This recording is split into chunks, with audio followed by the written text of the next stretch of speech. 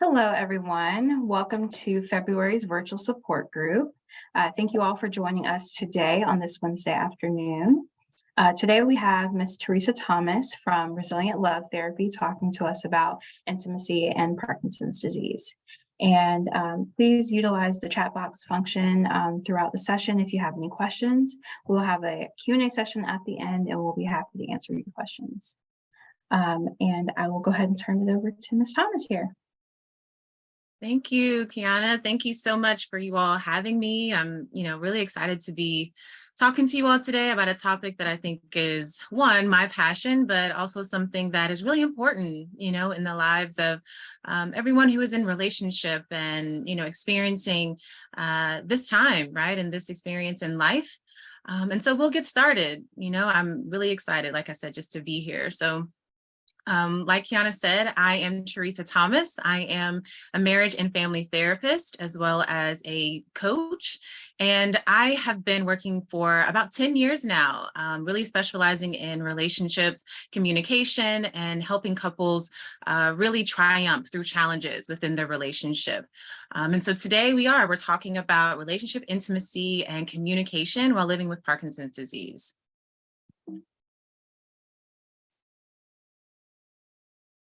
So let's talk about what we'll share today. So the focus points will be communication tools, things that you can use, things to keep in mind when you are looking to talk about things and share with each other. We'll also talk about the stages of intimacy and what that really looks like. Some challenges to sex and intimacy, as well as important shifts, and this idea of a new normal. But also we'll talk about, what it's like to use your resources and, to kind of rally the troops, in this as well.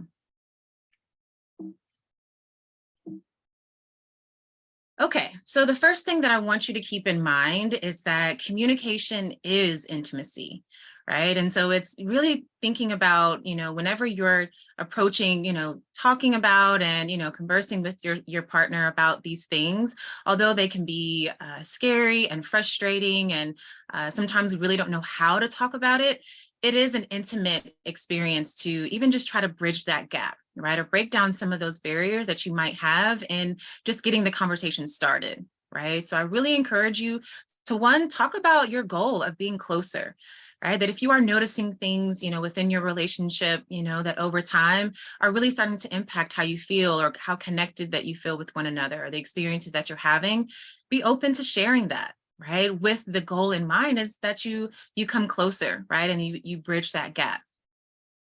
It's also something to think about, being brave and vulnerable, right? And so again, I can definitely understand being in a position right now where things feel scary, right? Or they, it's hard to kind of have a sense of confidence when we're not really sure, how things go or really what's ahead.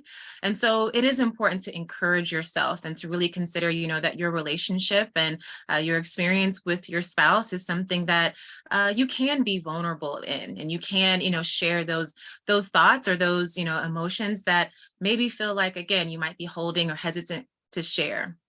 And that even brings you into, again, a deeper connection with them. Talk about, some of your ideas or things that you really are hoping for. Right. I know that sometimes, we can really share and kind of be alerted by the things that we see are not going well, right? Or things that we really wish would change and we're, hopeful for, different, right? And sometimes we can kind of focus on that and this idea of, complaints or, harping on the things that are not going well. And sometimes that brings down, the morale of the conversation or even just some of the ways that you all can get to a strategizing or, kind of that stage where you're thinking about ideas. So I want that to be something you bring to the conversation, right? If there's already something that you've been thinking about or things that, oh, I'm sorry about that. Give me one moment. Sorry about that. Yes. So if there are things that you, again, are kind of hesitant to talk about or ideas that you have that you're wondering, will my partner, accept that? It is important to think, hey, let me offer this idea, focus on the things that, again, you are learning as well, right? So when you're talking, when you're having these conversations, consider how you're learning something new, right? Or even sharing something new with your partner that really helps for you to, again, have a new insight on some of their experience. And also, yeah, try to create a win-win, right? That just means really thinking about some of the things that you can offer one another that would help each of you get closer and closer to your goal, or closer and closer to feeling satisfied. So here are some tips, when we're thinking about intimacy, in working with couples and working with clients, that is, sex and intimacy is definitely a difficult thing to really know how to talk about. And what are the things that really help and aid in that conversation? We're not always taught that, right? So first, I want you to really talk about sex and intimacy before, during, and after. Right? That is something that we want to have consistent communication about, because again, it's definitely on our minds, and it's something that, we may be hesitant to discuss, right? And sometimes that builds up a certain anticipation, and maybe even a certain anxiety or fear about even just having one conversation, right? So if we introduce the idea and the habit that we can talk about this whenever, right? But also to have a specialized way that you kind of say, you know what, before we engage, before we connect, we'll talk about it. Maybe we'll plan or share what we do want, right? Some of the things that you're really looking for, and hoping for out of that experience, talk about it before, right? During, when you are connecting, when it's something that you're both committed to, sharing and making the best out of it, share what is working, share what feels good, talk about how you can make things even better, right? Because that could really, again, help for there to be this moment where it's not that there's a trajectory that things will always end up in, not feeling good, or things will always end up in disappointment, right? So that you can make shifts and be flexible and change in the moment as well. And then also, yeah, talk about things afterward, right? Talk about and share the moments that you feel really good about, the things that you would like to, try again. Congratulate one another, share how thankful and appreciative you are of the experience. And again, both of your willingness to really show up, right? And try new things. Also, I want you to be teammates, right? When you are talking through and you're really, again, sharing what you might be needing, or sharing some of your challenges or the things that maybe, yes, aren't going so well, talk about it in shared ways. Right. When you think about it being on a team, sometimes when one teammate is having a problem, or maybe they're, struggling in one area, that means the entire team, is struggling, or there is a connection there. So when you talk about things in more of, hey, these are our shared struggles, our shared things that we want to work on, then that helps for the both of you to feel like you have your teammate with you. And also, I want you to really have more of an active listening style, right? So this means not only just trying to hear them, but be attentive, right? You might even, show them in certain ways that you're listening by nodding your head, or, kind of suggesting or reflecting back to them what you're hearing, because there are going to be some things that, again, both of you are really encouraging yourself, or really trying to get to a place where you feel okay about sharing. So we want to show each other that we hear each other, that we're listening, and that it's something that we're interested in and that we would like to learn about.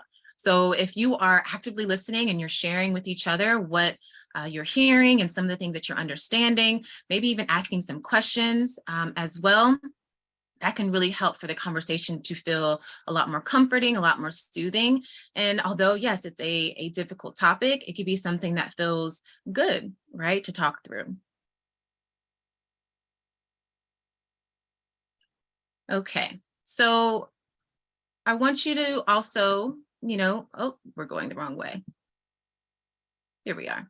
So the stages of intimacy, and this is something that I share with all couples, right? I always say that intimacy is a journey, not a destination, right? And so that means that a lot of times when we're looking for something, we're looking for success, we're looking for satisfaction within our intimacy and our relationship, sometimes we can be really holding on to one moment, right? Or one experience that we can create. Or maybe even we're really reflecting on the past and how things used to be, right? And so if we are stuck in that space, sometimes it can be difficult to consider or be hopeful for the future. And all relationships go through these stages. And it's not something, that you stop at one stage or, things end at one stage. A lot of times you can move things forward through these stages as the years go by or as experiences show up and as you move forward in your relationship. So the first stage is initiation, right? It's kind of that beginning stages, maybe even, yes, when you first met or some of the ways, in the very beginnings of your relationship that you started to learn and begin to really get curious and explorative about, what intimacy means, how you show love to one another, how you physically express that love.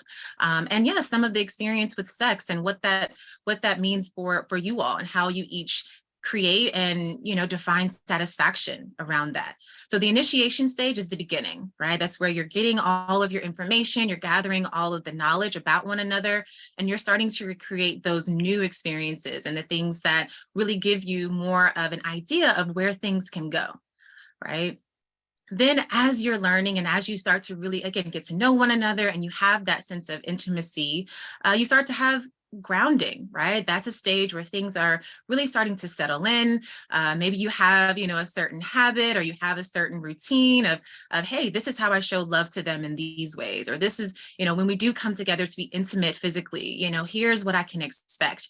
Or here are the things that we really like to, again, kind of deepen our understanding around by returning back to those things. So the grounding stage is, a stage where, again, you feel comfortable, you have a sense of knowing of one another, and you have, again, those repeated shared experiences. So every relationship also sometimes gets to a place of the burying stage, right? And that's where you start to notice, one or the both of you notice that the experiences that you're having or the things that are going on, or things that you are, again, kind of going towards, sometimes they don't feel the same, right? Maybe even life events or, situations are impacting it. And whether it's a stressful time or, maybe the life stages that you're in, right? And something like Parkinson's disease, right? When things and symptoms start to really show up, there becomes, again, influences and impacts to your intimacy and what it looks like. And so the burying stage is when you notice those changes and you notice maybe that those experiences aren't feeling as good as they used to, but we're not saying anything about it, right? Maybe we're kind of pushing that feeling down, or we're not feeling comfortable or confident in talking to our partner about it. So we kind of decide to kind of push that down, and it can really get to a place where it might be a long period of time where, again, you're not sharing or you're not having those conversations. Or maybe you have tried. Maybe there is a moment where you might share, hey, this feels a little different, or hey, I've noticed, we haven't been engaging as much, or things feel, again, like a shift has happened, and maybe your partner hasn't responded in the best way, right? Or maybe for yourself, you didn't really know how to explain it, or it was a difficult conversation for you. And so sometimes that can also kind of prevent us from going after the conversation again or pursuing the conversation again, right? So it's really important to consider that if you are in this stage, if you're in a moment where you're noticing the changes and, maybe you are, kind of dismissing it or kind of pushing that down, that it can really kind of stall and kind of put you in this stuck feeling, right, within this stage, right? And this is where, the reinitiation is really important.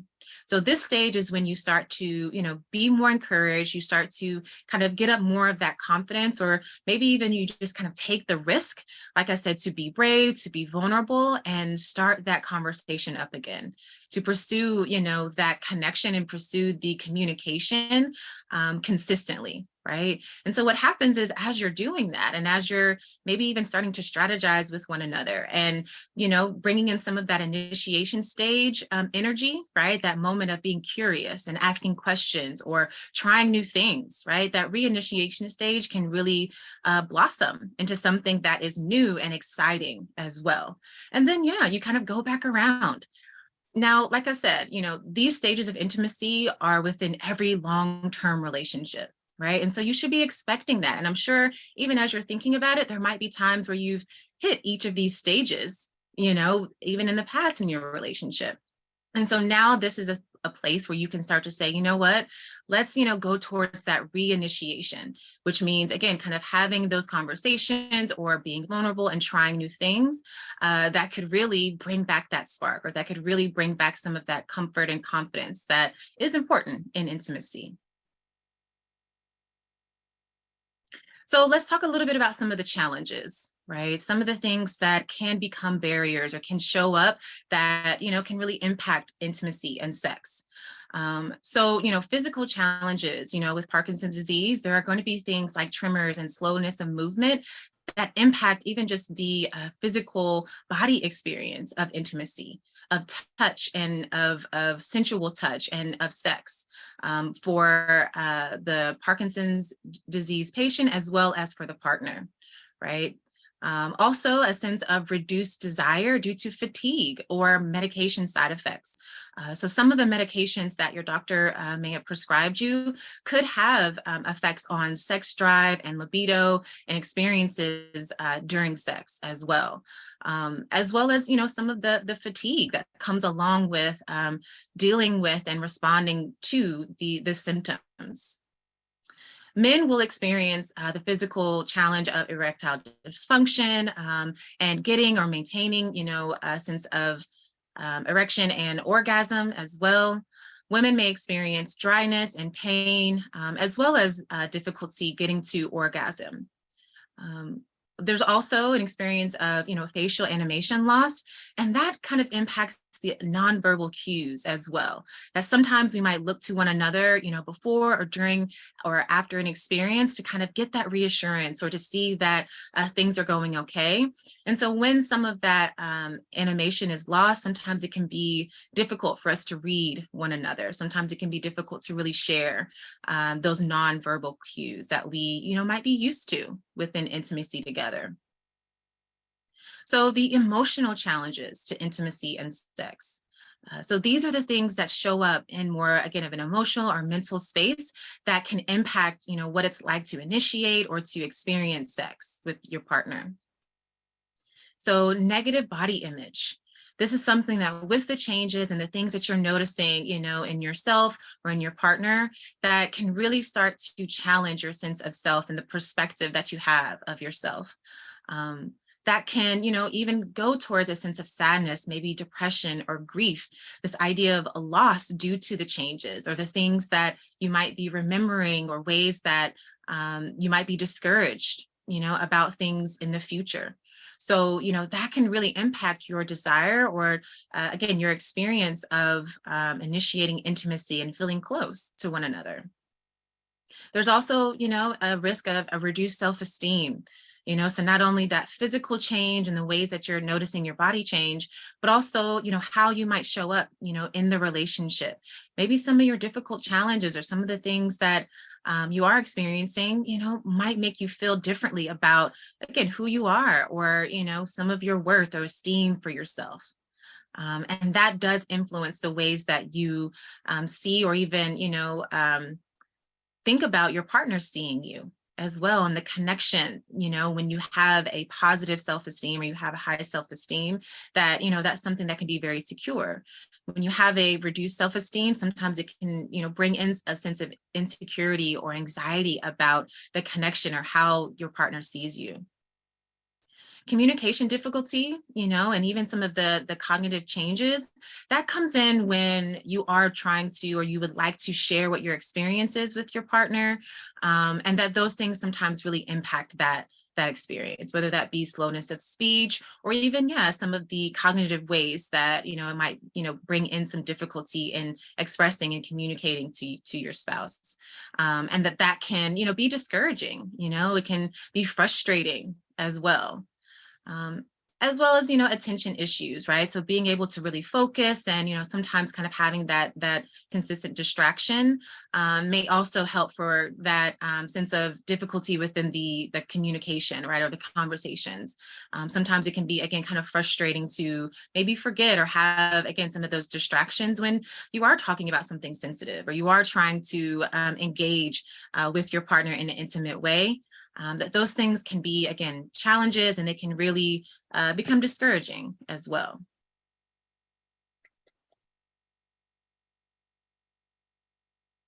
So I like to also share some of the challenges for partners.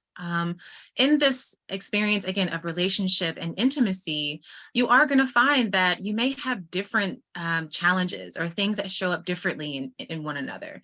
And so it's going to be important for us to really try to bridge the gap with understanding.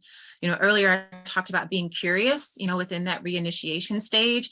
And this is an important thing, for the both of you to really try to understand and to seek more of that clarity about what your partner may be experiencing as well. So one of the first things that might be challenging for partners is a changing role, right? From partner to care partner, right? That, however, you balance out your care team or the responsibilities there, just, in the shared sense of that they love you and that they're committed to you, there are going to be some changing roles for your partner in this. Sometimes it may even be your primary caretaker. And so those roles and that shift can sometimes, be difficult in the transition. Right? Sometimes there may be more tiredness, from taking on more responsibilities.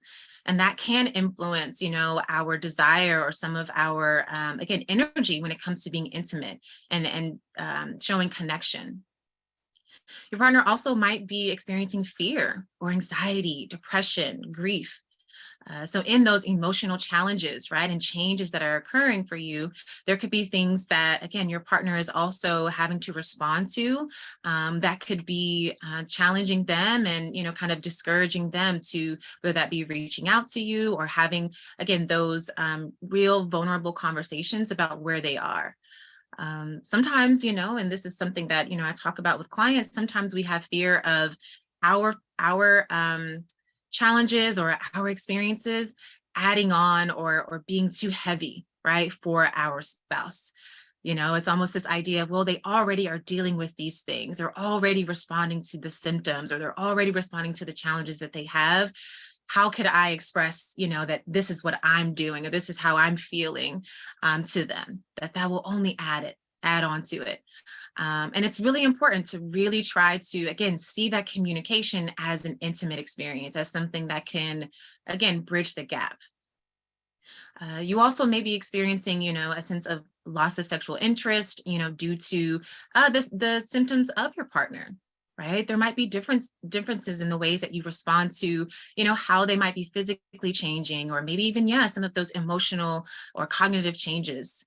And that it's okay for you to notice that has changed, that the love doesn't change, but there can be, a connection with how we were really feeling connected or intimate with our partner before, that, if those specific things change, there is a difference that you are going to notice, right?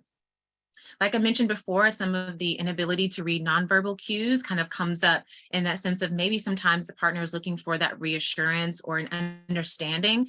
And if there are communication difficulties or cognitive difficulties, then that could also impact just a sense of, again, understanding or reassurance for your partner.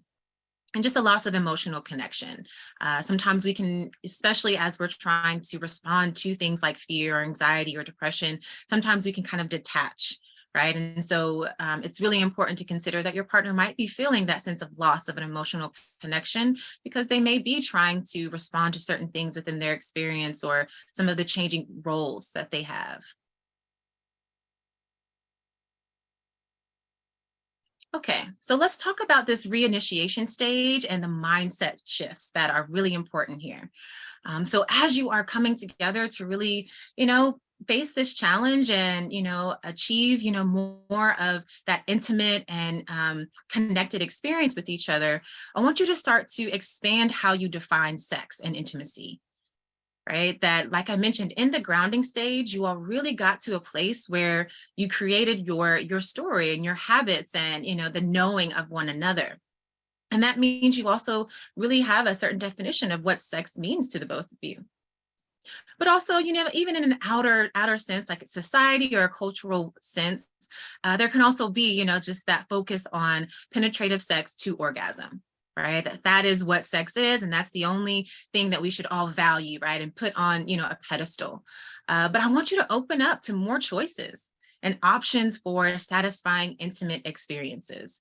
That means really bringing in some of the, again, the ideas or some of the creativity or the curiosity that is necessary to consider, hey, this is how, we have defined and experienced sex and even, created certain sexual patterns, within our relationship. But what are those new things? What are things that we can maybe try? Things that, maybe we've never tried before that might be of benefit to us, right? Feeling comfortable and vulnerable and open, right? To be flexible and to be curious can really help you, again, discover different resources or different options that you can bring into those moments when, yes, there might be some other limitations or there might be other factors that influence your physical, again, penetrative experience as well. So again, expand how you define it. Like I said, this idea of being curious and, trying new things, there's an important shift of letting go of the shoulds, right? So, as people, we start to really develop a certain expectation for ourselves or a certain expectation for our partner and the ways that, these intimate experiences should go. And so we may be using that to kind of be critical, right? Or really push ourselves towards a certain expectation that we really shouldn't be, right? And that's not appropriate for this time in your relationship, this time in your intimate experiences, right? And some of that might be really considering, hey, what satisfying means right now may not be what satisfying means in a week from now or 6 months from now. So I want you to define, well, what is satisfying right now for us? In those conversations, around, having sex, and being intimate, when you are sitting down and you're talking about it before, right? I want you to talk about, okay, so what would a satisfying experience be for us right now? What's satisfying for this moment? Not necessarily what we used to do or how things can be or what we're hoping for long in the future, but more of right now. Right? Being open to new things around sensual touch, or even new ways to reach orgasm and, a sense of satisfaction.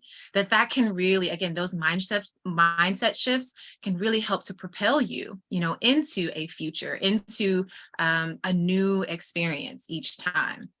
And that can also be really invigorating, right? You can start to be motivated, to try new things or to continue to build up some more of your toolbox, so to speak, right? As you're bringing in new experiences, you might say, oh, that was definitely helpful, right? Or that definitely worked. Like I said, in your conversations after, really share, hey, we tried something new. What was that like for you?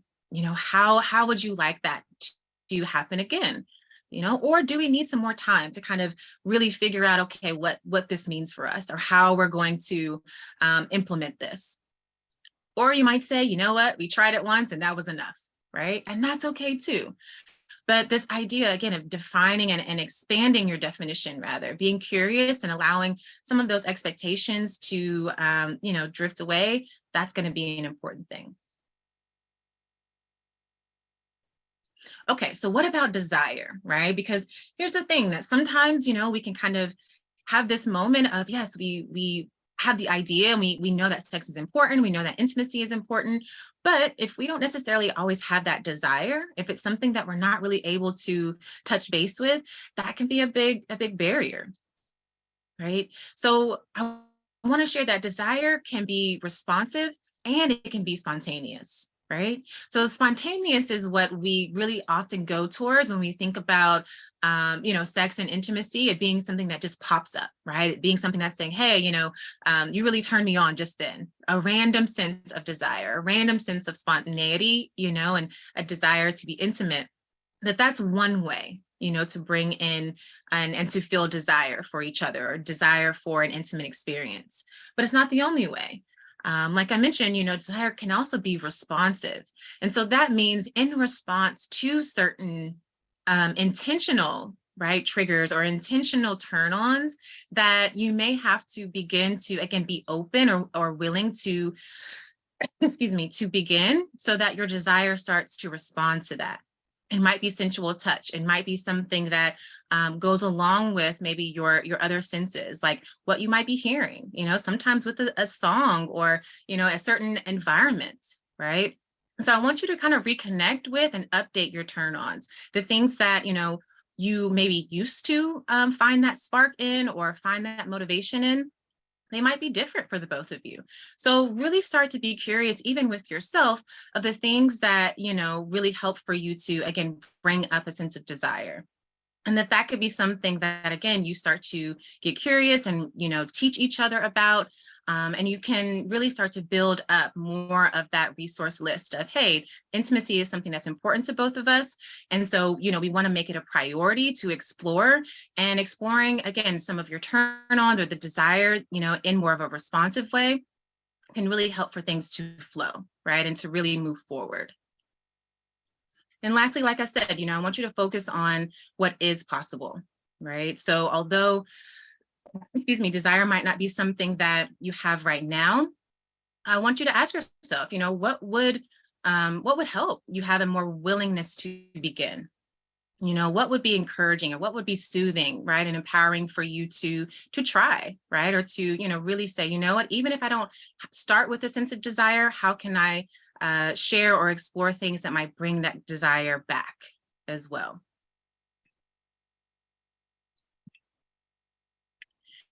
So like I mentioned, a sense of a mindset shift is really important, because sometimes within a stage of grounding or sometimes within a stage of burying as well, we get to a place of where we think about, okay, this is normal. This is our normal. This is what I'm used to. These are the things that, I really go to, be satisfied or to satisfy my partner. And, I'm sure you understand this, but with Parkinson's disease, there is a new normal. There are a new set of experiences, a new set of things that you are navigating. And it's going to be really important, even within intimacy or within sex, that you accept the new normal, right? Excuse me. And there's also a space where all relationships, right, need to update their intimacy. And so it's something that you want to see as, a moment that you can be proud of for one another, because every relationship, right, goes through those stages. And it is important for you to be able to update and to get to a place where you can really start to be accepting and compassionate with one another as you're moving forward.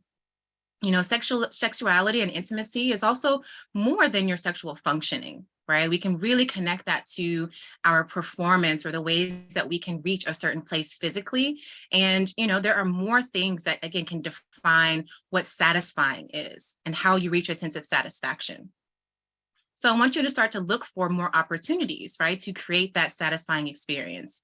You may even start to schedule intimacy, right? You might consider, okay, what are the things that are keeping us from being consistent with, again, exploring and really getting to a new normal and a new experience.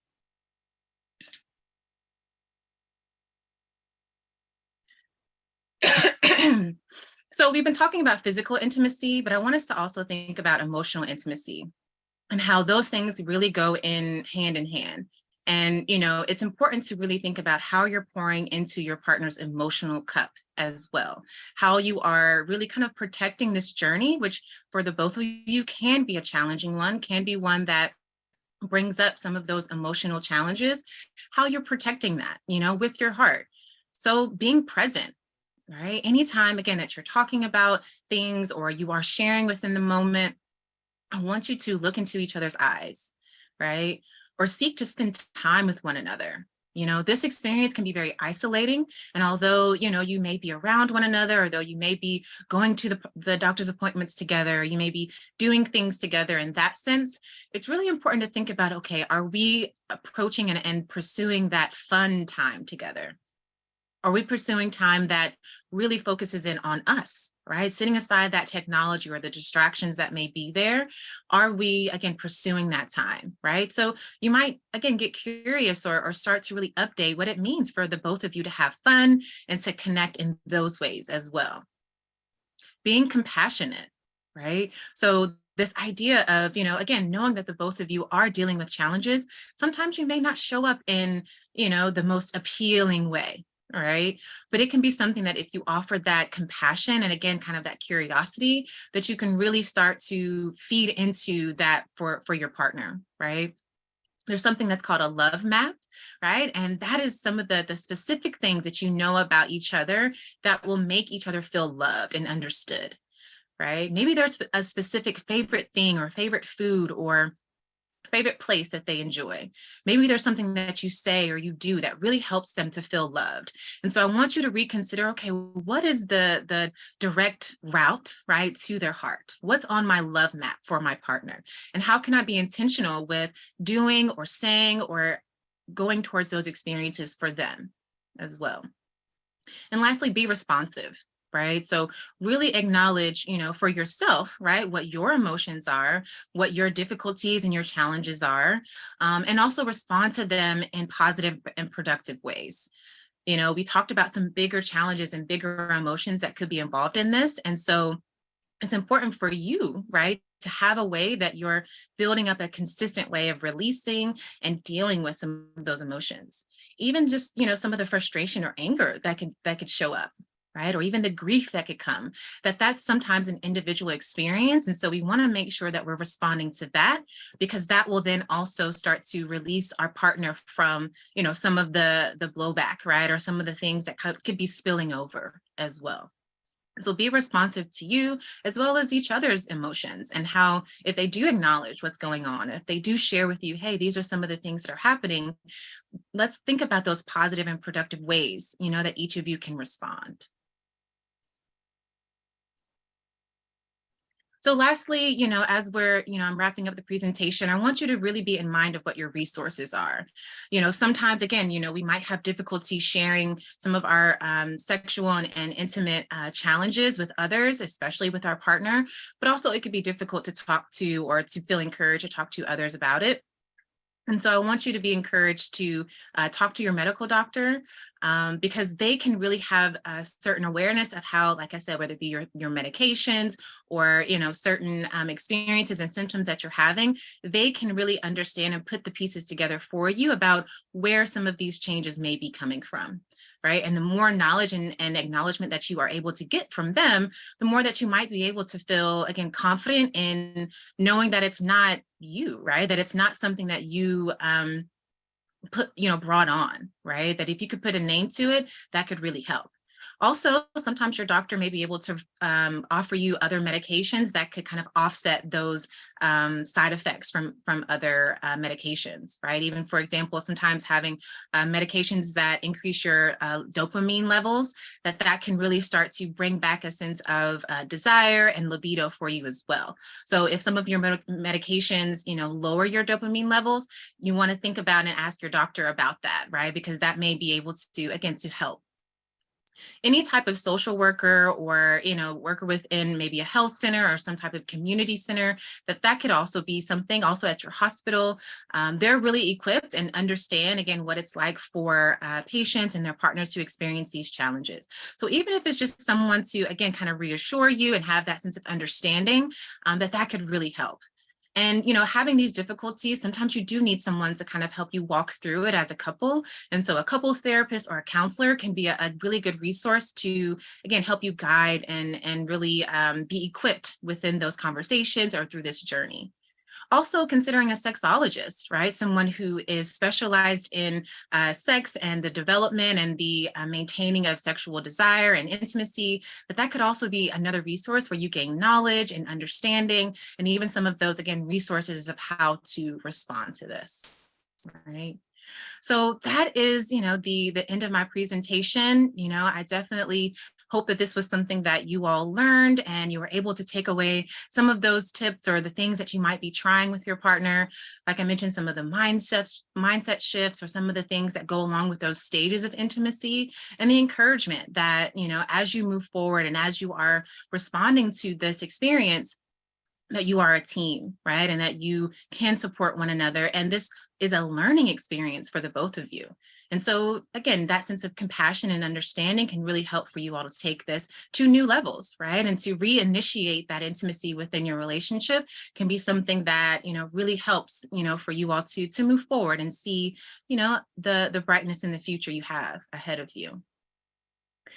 So again, I appreciate it. And I think, we can definitely open up to any questions that you all have, or, things or thoughts that you may be having from the presentation. And at this time, you can unmute yourself if you have any questions.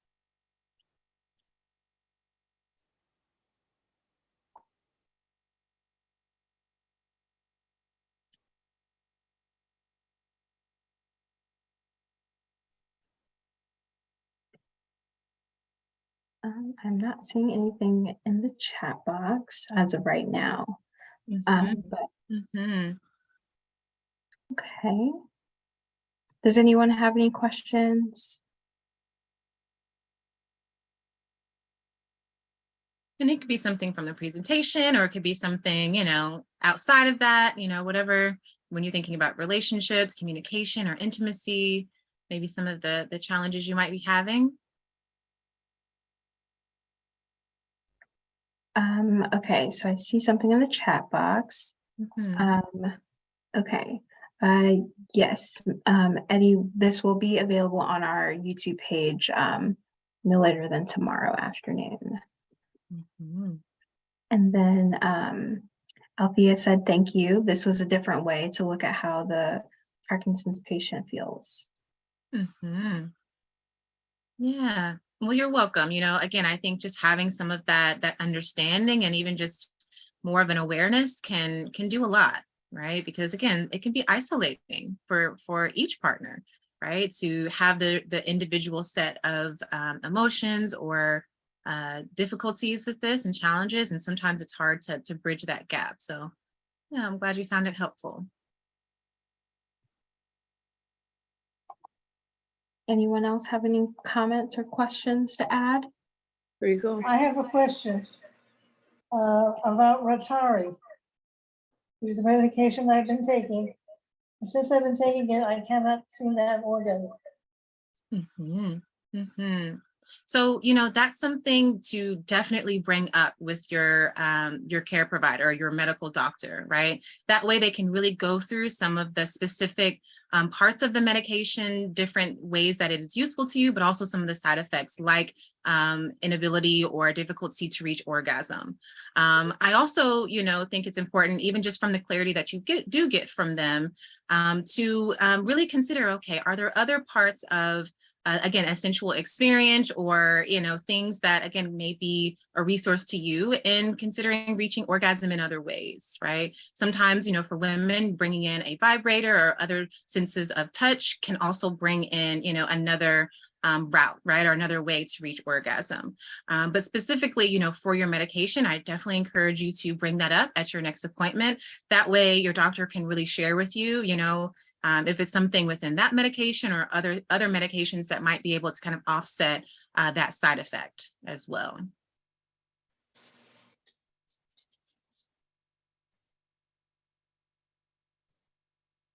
Okay, do we have another question? I don't have a question, but I would like to say that this was very informative. And I love, I noticed there are a lot of physical changes on my mate. And I love it when you said the physical changes may be there, but the love doesn't change. And I thought that was powerful. That is very powerful. Yeah, Thank absolutely. you so much. Yeah, I appreciate that, because it can be a difficult thing to, take away our focus, because I mean, this is Yes. an experience that those changes are really, they're sometimes really intrusive, and can be again overwhelming in a way that's what that's what our focus is on, and that sometimes, yeah, even some of the guilt of how we respond to those changes, right, for the patient and also for the care partner, that can be difficult to acknowledge, but that like you said, that love remains, and it's something you can Right. try to redirect your focus to, right, and see how that's showing up in other things or other ways, even, yeah, bringing back some of those options for, bringing back the awareness, right, of that positive experience you have with each other. Right. I plan to put that on our bathroom mirror. Oh, that would be great. Yeah, a sense of affirmation, yeah, as a Yes. reminder. Love that. Mhm. Yes. Yeah.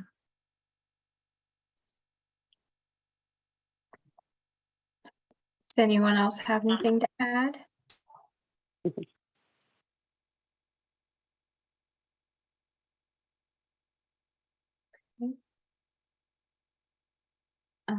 let me check the chat box just in case.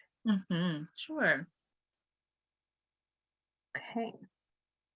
Not seeing anything else in the chat box here. Oh, well, as soon as I said that, something popped up. Great. Miss Althea said, absolutely, the love remains. I'm grateful for the info on the nonverbal clues. I forgot how much we use them. Yeah, absolutely. And also, and this is something I share with couples, that I'm working with as well, is that sometimes we can kind of be convinced, in this idealistic view that sex and intimacy is supposed to just happen. We're supposed to know exactly what to do. And like you said, it should be unspoken and everyone should know exactly what's going on. Right. I think even in the movies, it's kind of like, oh, everything went well without any type of communication. We didn't have to say anything. But it's just not reality. Right. And to really be able to say, you know what, here are the things that maybe I'm noticing are shifting it. Right. Or here are the ways we can make a plan about it. Right. That talking about it doesn't necessarily mean that there is something, to be defeated about. Right. That if you are talking about it, it makes it even more intimate and you have even more of a potential for a satisfying experience. Right. Instead of maybe waiting and kind of leaning on that ideal that, oh, it has to be spontaneous and, fireworks and we're not supposed to have any, type of real conversation or communication about it. That again, it can be even intimate and erotic, and you can bring up desire even just from the conversation, right? Going into, hey, what would you like? And where would you like me to touch you? And what is possible for us? Even that can bring up, again, a sense of desire and connection even before things happen. So yeah, I mean, I definitely agree. Sometimes we don't really realize how much we are relying on some of those unspoken things or some of those, nonverbal cues that we find are maybe difficult right now or kind of missing right now.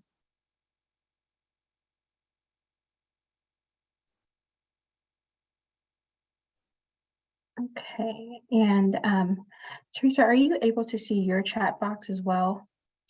Just in case anyone. Yeah, let's see here. Chat. Let me go to. Just in case anyone direct messaged you. Yeah, I don't see anything. Okay. No chats in this one. Okay, just want to make sure. Yeah. And so let's see. We do have one other question. So let's see. Okay. Okay. My husband uses Viagra, and he has a vacuum pump and cannot maintain an erection for more than 5 minutes. Any suggestions? Yeah, so that I think this is where some of the idea of different types of sensual touch can come in. There actually is a experience called sensate focus, and that's where you start at different stages of sensual massage, and you allow yourself to kind of be present and really reflect on the sensual experience of the physical touch that you're having, and you communicate throughout that. Right. So really kind of diving, into where some of the, again, other areas are that you can touch or explore with one another that, would really help for you to, again, feel up and define that sense of satisfaction. Right. That, a sense of penetrative, sex to orgasm may not be in your normal right now. Or maybe something where, again, if you might be having some of those emotional responses or frustration or difficulty with around that, to have more of those positive and sensual experiences that may not need to include penetrative sex can really help to motivate you and bring up your sense of confidence for the both of you, right? Bringing in some of those resources that, again, may help to open up the options, if you are looking forward to, or you would like to, have penetrative sex, it doesn't feel like that's the only option that you have. So I would definitely encourage you all to focus in on, again, having certain stages or levels of sensual touch that you communicate and even find new areas of your body that really helps to, again, open up a sense of physical response or, allowing yourself to, be open to and accepting of that new normal. And I would also, again, really talk to and consider if Viagra is something that isn't working for you all, to consider thinking about, sharing that with your doctor and see if there's, other options or other medications that might be helpful in that as well.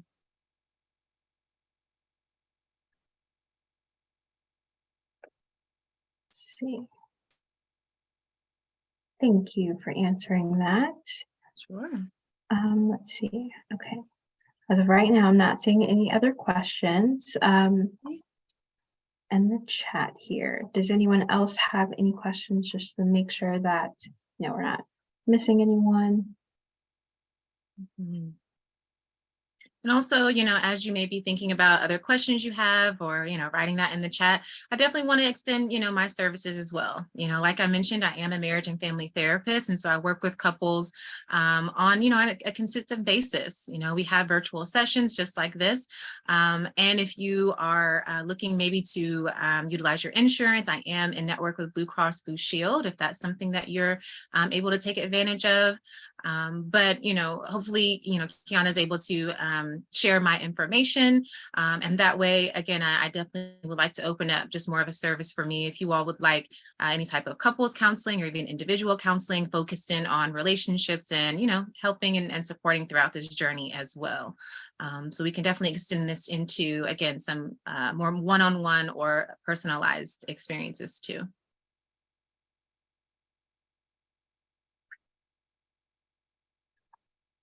Thank you. And yes, so if you all want to get in contact with Teresa here, just feel free to reach out to me and I'll be happy to pass that information along. And today's session will be available on our YouTube page. Let's see. I don't think we have any other questions here. So we'll go ahead and wrap up. Okay. So thank you everyone for joining us today. It was an amazing presentation. So thank you, Teresa. Thank you all so much. I hope that it was helpful. And again, if there are any other things that you might be needing, I'm here and available. So yeah, thank you so much. Yes. Well, I hope you all enjoy the rest of your Wednesday. Try and stay dry out there. I think it's still raining. So, all right, until next time.